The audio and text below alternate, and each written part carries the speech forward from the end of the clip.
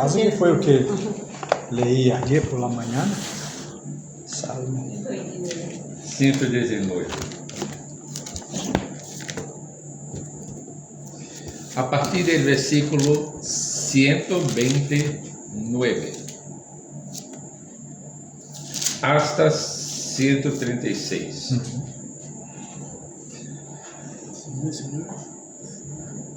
¿Encontró? Sí. Sí. Salmo 119, del 129 al 136. Exato. Eu vou ler. Maravilhosos são tus testemunhos, portanto, los ha guardado mi alma. La exposição de tus palavras alumbra, hace entender a los simples. Mi boca abri e suspirei, porque desejava tus mandamentos. Mira-me e tem misericórdia de mim, como acostumbras com os que amam tu nome. Ordena mis passos com tu palavra, e nenhuma iniquidade se ensenhorei de mim. Libra-me de la violência de los hombres, e guardarei tus mandamentos. Haz que tu rostro resplandeça sobre tu siervo, e ensina-me tus estatutos. Rios de água descenderam de mis ojos, porque não guardavam tu lei. Vamos orar? Padre, te agradecemos por permitir estarmos aqui hoje, por la noite, para estudar tu palavra e para ter um tempo de orar por los outros, los unos por los outros. Pedimos ao Deus que, nesse texto que acabamos de ler, que o Senhor nos dê a graça de poder compreendê-lo e de aplicá-lo à nossa vida. Necessitamos de tu Santo Espírito iluminando nossa mente e nosso coração uma vez mais. Em nome de Jesus. Amém. Amém. Irmãos, estamos quase concluindo o Salmo 119. Começamos, Joaquim, do versículo 1 e a cada 8 versículos fomos caminhando nesse, como se diz, acróstico ou acrônimo? Acróstico. Do alfabeto hebreu. E agora estamos nestes versículos que acabamos de ler. Hoje eu quero tratar de pensar um pouco sobre o tema la luz e el anhelo, vivendo por la maravilhosa palavra de Deus. E eu quero começar com uma pergunta: que é lo que hemos aprendido nesse salmo hasta hoje? Pode ser uma expressão, pode ser uma enseñanza que habló a seu coração. Que é que podemos recordar hasta o versículo 128? Que la palabra del Señor, la ley del Señor es maravillosa en su aplicación a las necesidades e interrogantes que nosotros tengamos.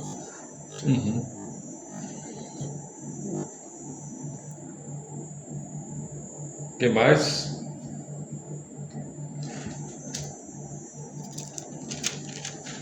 Yo me recuerdo que en este salmo el salmista utiliza cerca de 8 palabras para referir-se a las escrituras: testemunho, lei,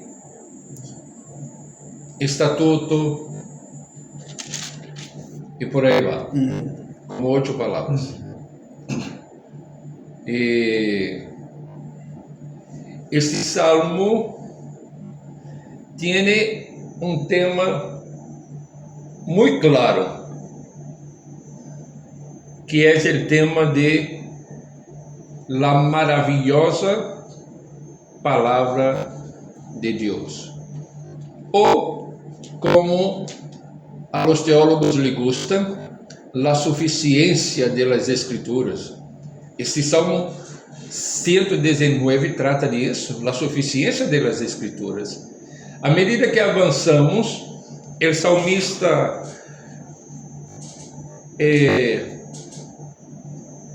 habla algo das Escrituras, da palavra de Deus, e a la vez aplica a uma situação específica em la qual ele mesmo se encontra. E aqui nessa porção que leemos, hace lo mismo. O salmista hace lo mismo. Aqui o salmista nos mostra que em um mundo que desprecia a verdade,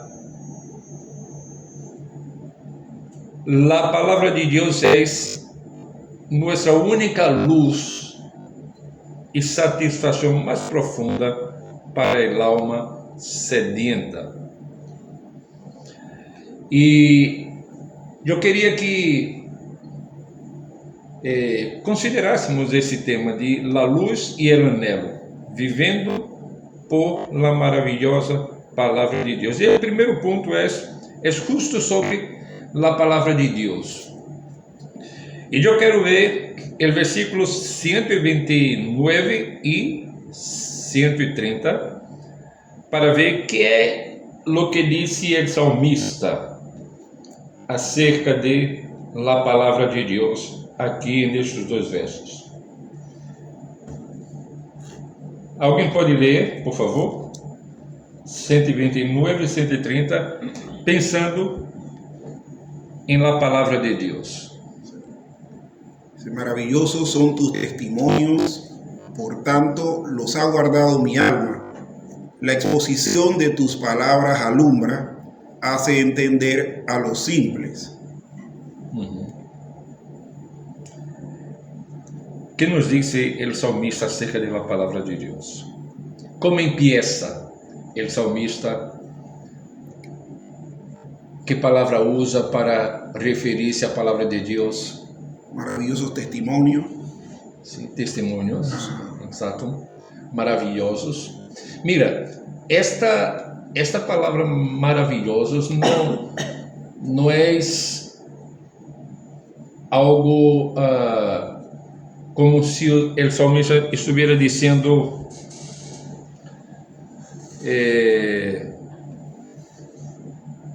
hablando de uma maravilha superficial, ou algo como um truco de magia que nos assombra em um instante, pero luego se é olvidado. Não, a palavra aqui, a palavra hebreia aqui, é muito mais profunda e está mais allá da capacidade humana de compreendê-la perfeitamente. Pero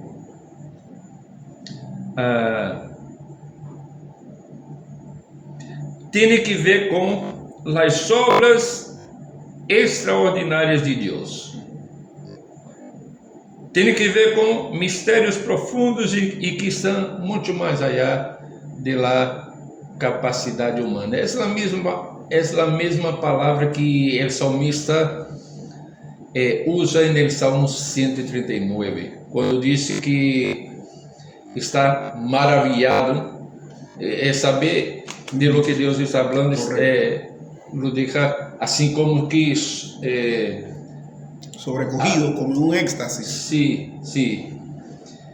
E é a mesma palavra aqui. É algo extraordinário, obras extraordinárias de Deus. Ou seja, os testemunhos de Deus não são meros códigos de conduta, são a manifestação de sua própria mente, de seu caráter imaculado, de sua vontade santa e sábia. É isso que o salmista está falando de de las Escrituras.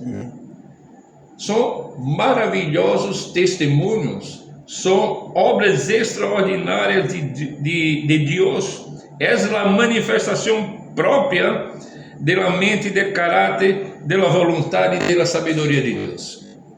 Es eso que es así que el salmista empieza a hablar de las Escrituras. Pero ¿qué dice más? Versículo 130 dice que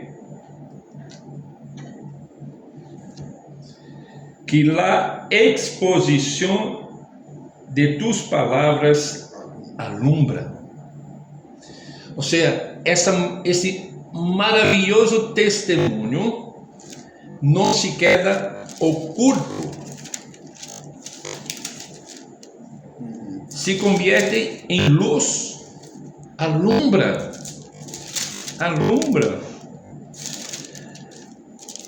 Hay una otra versión que dice que imparte luz, ¿no? La exposición de tus palabras imparte luz, da entendimiento a los sencillos. Mira, no es solo la palabra de Dios que imparte luz.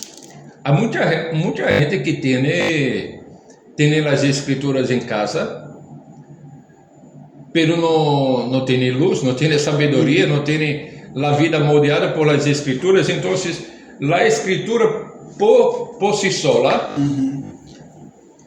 no cambia.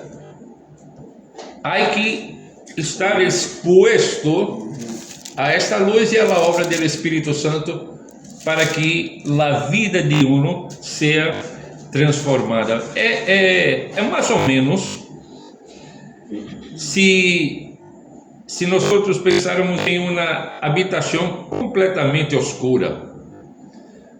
Podemos saber que há uma bombilla, pero hasta que não se encende ou se abre a ventana, não há luz. Não há luz. De la mesma maneira, as palavras de Deus, quando são desveladas e aplicadas por el Espírito Santo, dissipam a oscuridade de la mente e nos mostram o caminho, principalmente o caminho de la salvação. Então, o salmista empieza a tratar de las Escrituras como esse maravilhoso testemunho que não se queda oculto, inacessível, pero que imparte luz. E ele disse que, portanto, luz ha guardado minha alma. E no verso 129. E no verso 130 disse: hace entender a los simples. Ou seja, a palavra de Deus aplicada ao coração através do Espírito Santo traz luz a los simples também, não só a los intelectuais que logram, digamos, entender intelectualmente um texto que se lê. Pero quando aplicado por el Espírito Santo, tanto o intelectual quanto o mais simples entende as Sagradas Escrituras.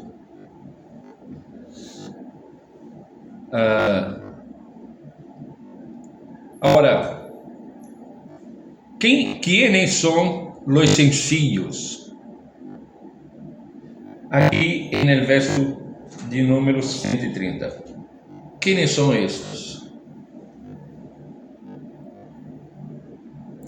Bueno, yo he escuchado que esta expresión simple, o sea, no se refiere tanto a una persona que no sea complicada, sino a una persona que sabe poco o que tiene dificultad para aprender. Entonces,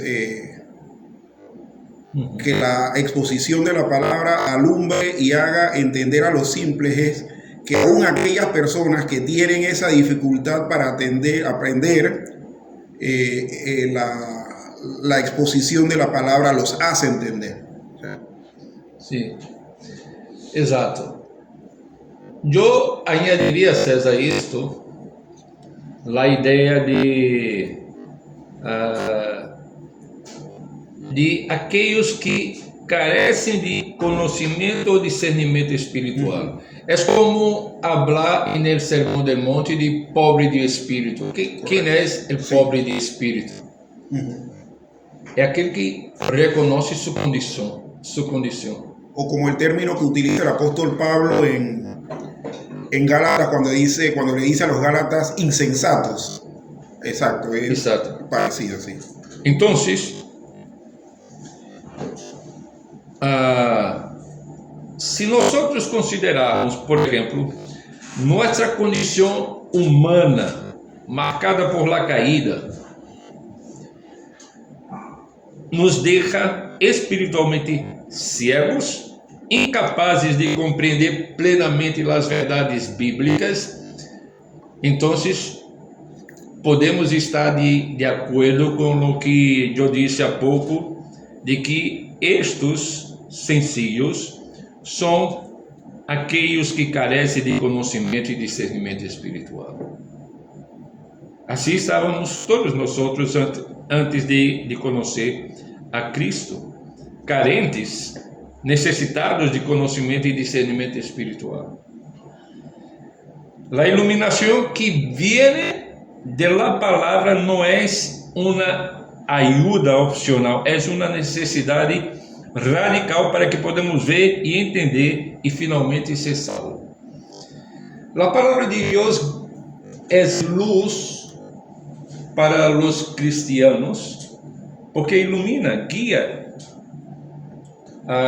los pasos de cada uno de nosotros, pero la principal tarea, podemos ponerla en estos termos, es llevar el pecador a la salvación. La obra del Espíritu Santo es esta, a través de las Escrituras. El apóstolo Pablo, em 2 Timoteo, capítulo 3, 16 e 17, diz: toda a escritura é inspirada por Deus e útil para ensinar, para repreender, para corrigir, para instruir em la justiça, a fim de que o servo de Deus seja inteiramente competente, bem disposto para toda boa obra.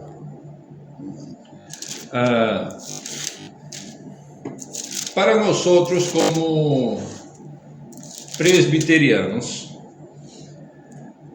e creio que outras denominações também têm as escrituras como sua regra infalível de fé e prática, completamente suficiente para todo o que necessitamos saber sobre Deus e sobre como viver aqui nesse mundo como cristiano. Creio que de maneira geral os cristianos entendem e defendem a verdade de que a palavra de Deus tem sua origem divina e humana a la vez, tem um conteúdo glorioso e tem poder para iluminar de maneira inigualável, especialmente quando o Espírito Santo atua no coração da pessoa ao escutar a palavra do Senhor. Mira, os cristianos não são ou não deveriam ser, ou se estão equivocados, que lo que guia o povo de Deus não são filosofias humanas, não são ideias que uno saca de su habilidad intelectual. No. El pueblo de Dios es un pueblo que depende de las escrituras sagradas, depende de la palabra que Dios mismo nos ha dado. Bueno, ese es el primer punto, versículos 129 y 30. 130. Ahora miremos el versículo 131 hasta 135. Si en el primer punto hablamos de la palabra de Dios como nuestra maravillosa luz y fuente de entendimiento, ahora nosotros vamos a pasar a examinar la esencia del corazón del creyente. El corazón del creyente, un anhelo profundo y una dependencia sincera de la gracia divina. Vamos a hacer de la siguiente manera. Un hermano lee el versículo 131, después otro 132, después otro 133, hasta el 135. Por favor. Mi boca abrí y suspiré, porque deseaba tus mandamientos. Mírame y ten misericordia de mí, como acostumbras con los que aman tu nombre. Ordena mis pasos con tu palabra, y ninguna iniquidad se enseñoree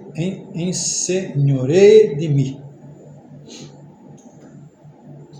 134. Pues me quedo leyendo, pastor, se me quedó mi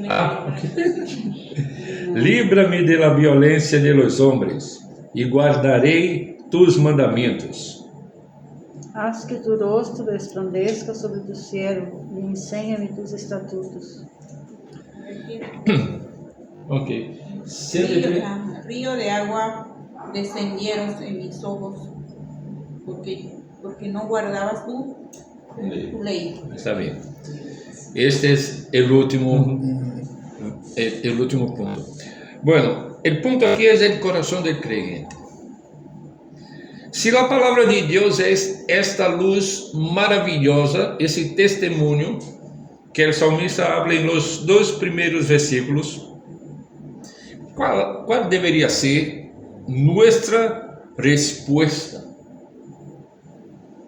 El salmista aquí no se queda en la mera admiración intelectual. El salmista reacciona frente al maravilloso testimonio de Dios. ¿Y cómo reacciona el salmista?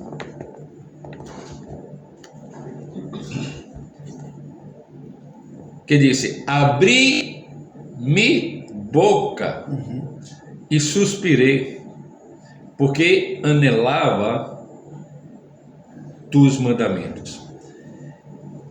Hermanos, ¿será que nosotros nos damos cuenta de eso que acabamos de leer?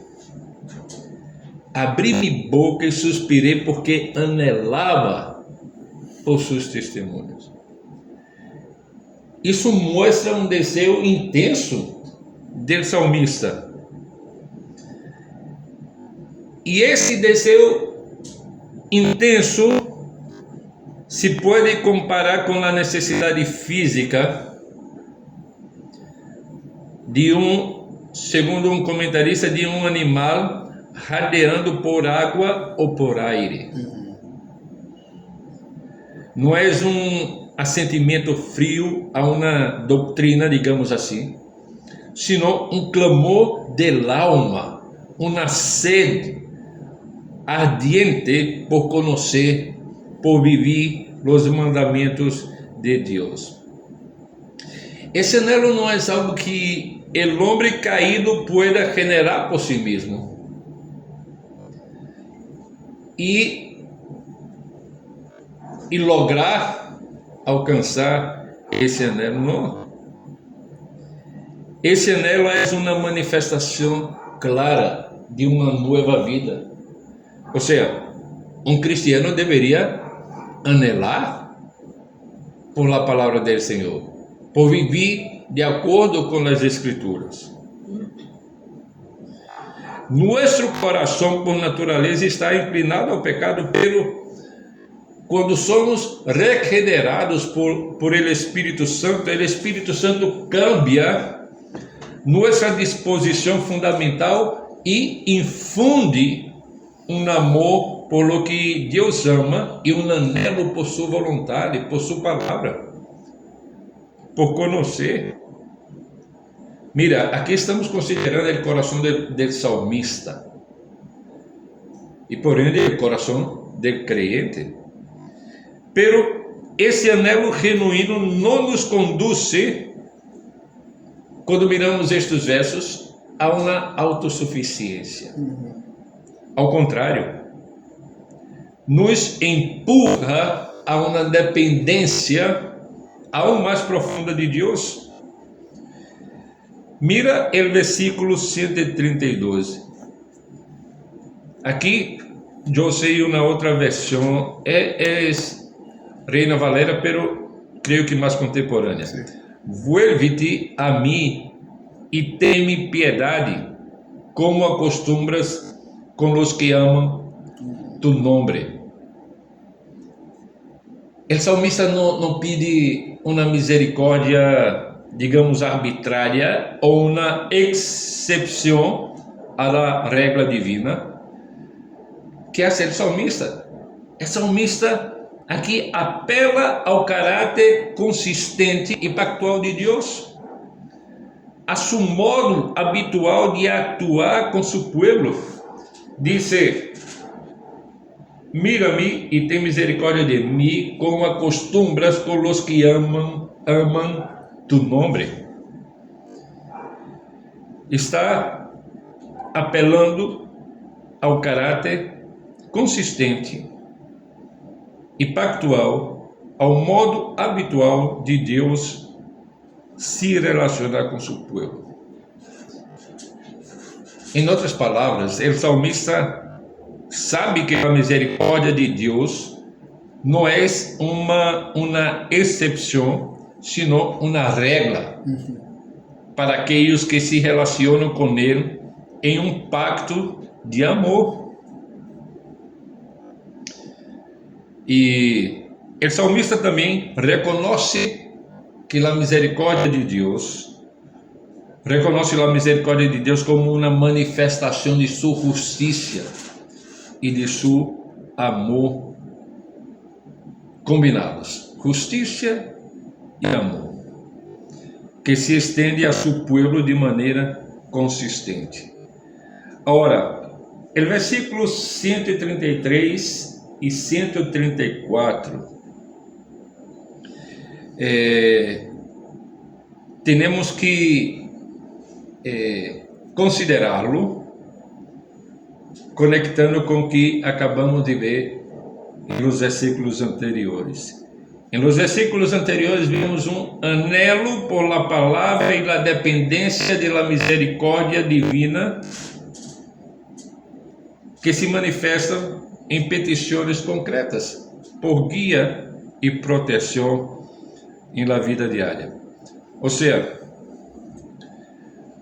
a petição que hace o salmista agora, nestes dois versos, 133 e 134, está fundamentada nesse anelo por la palavra de Deus e nessa dependência da misericórdia de Deus. Por isso que disse: ordena mis passos com tu palavra e nenhuma iniquidade se ensenhoreie de mim. Livra-me da violência de los hombres e guardarei tus mandamentos. Que lhes parece essa petição do salmista?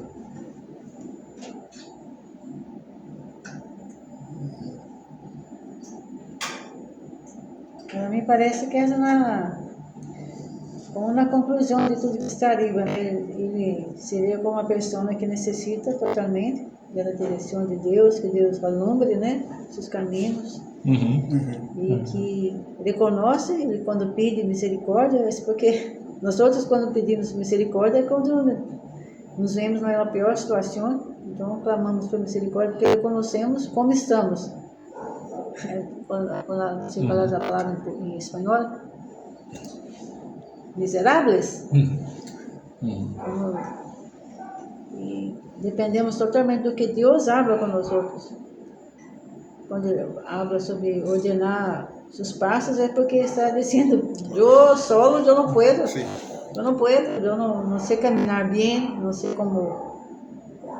É como já vimos em outras partes que a palavra de Deus, o salmista disse, é como uma lâmpada, não? Então, ele reconhece que não sabe o que está diante dele, então necessita que o Senhor, ele está como que declarando sua total dependência da palavra de Deus para guiar sua vida. Mas como eu compreendo que é alguém que não é como alguém que está aí orgulhoso, que sabe todas as coisas, ao revés, reconhece totalmente que sem a palavra de Deus não pode caminhar bem. Sim. Ele me parece aqui que depois que ele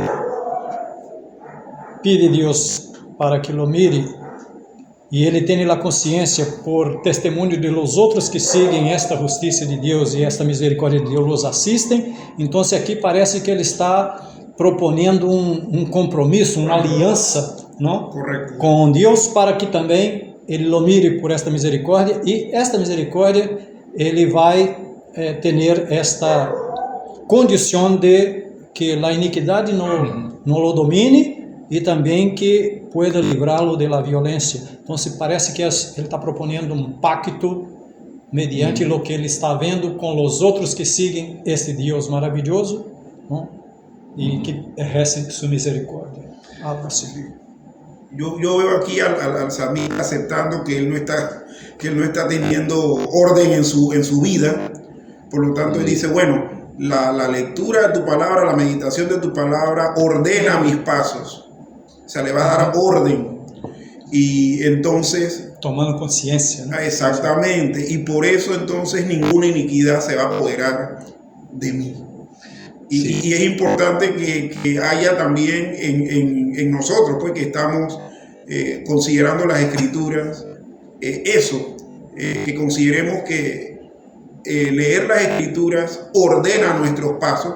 Él dice, ordena mis pasos con tu palabra, porque eso, la consecuencia va a ser impedir que la iniquidad se apodere de uno, que lo gobierne a uno. Y por otro lado, decir, líbrame de la violencia, bueno, está solicitando a Dios pues que le evite tener situaciones de violencia con los hombres, y entonces uno podrá guardar los mandatos de Dios, los mandamientos de Dios. Yo solamente añadiría ahí que me parece que el salmista comprende que la obediencia no es solo una cuestión de conocer la ley, sino de ser capacitado por el Espíritu para vivir de esa manera. Y como dijo Joaquín también, que el salmista, certamente basado en lo que él ve Dios haciendo en la vida de otros, desea que suceda lo mismo con él. Además de esto, el salmista pide que el pecado no lo tiranice. Aquí, en otras palabras, no se enseñoree de él. Con eso el salmista está reconociendo el poder opresor de la iniquidad y la necesidad de la intervención divina para librarlo. Y mira, la ley por sí sola sin la operación del Espíritu Santo, dice Calvino, es como una letra muerta. Ahora, vamos a considerar el versículo 135. Es el final de esta oración. Haz que tu rostro resplandezca sobre tu siervo y enséñame tus estatutos. El salmista aquí finaliza esa oración que está en los versículos 131 hasta 135, pidiendo favor y entendimiento. Haz resplandecer tu rostro sobre tu siervo y enséñame tus estatutos. Esta es una súplica por la bendición de Dios que nos trae protección, favor, gracia. Evoca aqui também a bendição sacerdotal arônica. E para o salmista, a maior bendição não era o tesouro material, sino ser ensinado em la lei de Deus, priorizando a verdade divina sobre as possessões mundanas. E o salmista sabe que, aunque a palavra de Deus seja externamente revelada, necessita de uma graça interna do Espírito para que esta verdade penetre seu coração e lo transforme. Este é o caminho da santificação, que é progressiva e dura toda a vida. Toda a vida, el cristiano, el coração del creyente deve seguir crescendo em santidade e deve seguir sendo moldeado por las Escrituras. Agora, o último ponto, o versículo 136. El dolor del creyente, um lamento por la desobediência de outros à lei de Deus. Ríos de agua descendieron de mis ojos porque no guardaban tu ley. Mira, hasta aquí hemos visto el asombro del salmista por la palabra, el anhelo del corazón creyente, la dependencia de la gracia divina. Agora, o salmista nos confronta com uma imagem poderosa de sua própria angústia, que nos chama a meditar sobre a nossa angústia. Dice: ríos de lágrimas viertem mis ojos, porque ellos não guardam tu lei. A pergunta é: quem são eles? Por los cuales el salmista llora. El salmista aqui não está llorando por seus próprios pecados, aunque en el libro del Salmo como todo vemos el salmista llorando por seus pecados, pero aqui não. En el verso 136, el salmista está llorando por la desobediência de outros. Bueno, estes outros são os que rechazam a palavra do Senhor. Agora, a intensidade desse lamento, desse choro do salmista é tão profunda que suas lágrimas poderiam ser comparadas com um dilúvio, uma coisa exagerada, digamos assim. Uma expressão que evoca uma profunda tristeza e um celo por el honor de Deus. Mira, isso aqui é muito importante.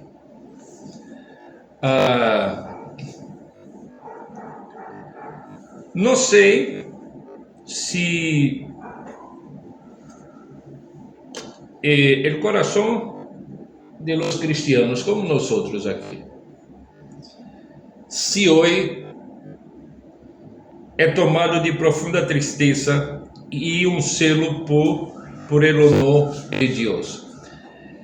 Mira, o salmista não está chorando solamente porque outros rechazam a palavra do Senhor, está chorando por la glória de Deus, porque as pessoas rechazam, se burlam, ofendem a santidade de Deus, e o salmista tem selo por la glória do Senhor.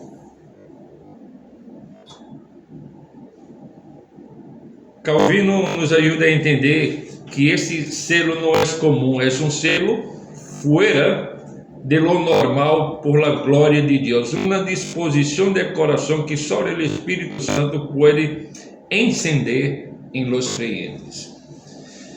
Eu me quedei pensando ao ler esse versículo, se o salmista estivesse escrevendo isto hoje, mirando a sociedade pervertida como está, como o salmista seria tomado pela mesma tristeza profunda e selo por el honor de Deus.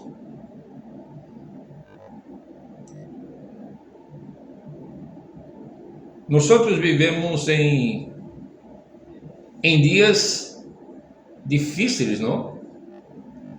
Onde as pessoas não somente rechazam o Evangelho, como pervertem as Escrituras, pervertem o desenho original de Deus para a criação, se burlam das coisas de Deus, tentam minimizar o pecado, lo excusa ou incluso lo celebra. Este versículo é uma confrontação direta a estes. E o salmista não é impassível ante a afrenta à majestade de Deus. Su llanto é uma protesta silenciosa, uma intercessão comovida. Aqui há um detalhe com isto que vemos na vida do salmista aqui.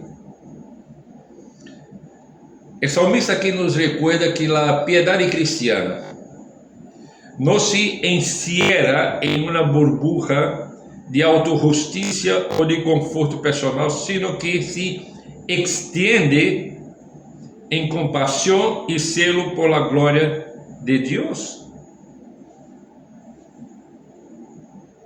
Ou seja, uma vida guiada por la palavra do Senhor, uma vida moldeada por las Escrituras, deve levar-nos à la intercessão e à la acção, buscando que mais pessoas cheguem a conhecer e amar os maravilhosos testemunhos de nosso Deus. Esta é a mesma paixão que vemos em los profetas do Antigo Testamento, quienes lamentavam amargamente a apostasia de Israel. Abram comigo em Jeremias, capítulo 9, versículo 1. Jeremias 9, 1.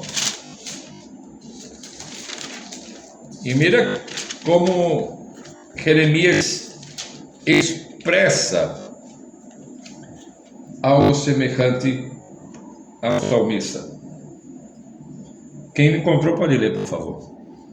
Oh, si en mi cabeza se hiciese aguas y mis ojos fuentes de lágrimas, para que llore día y noche los muertos de la hija de mi pueblo.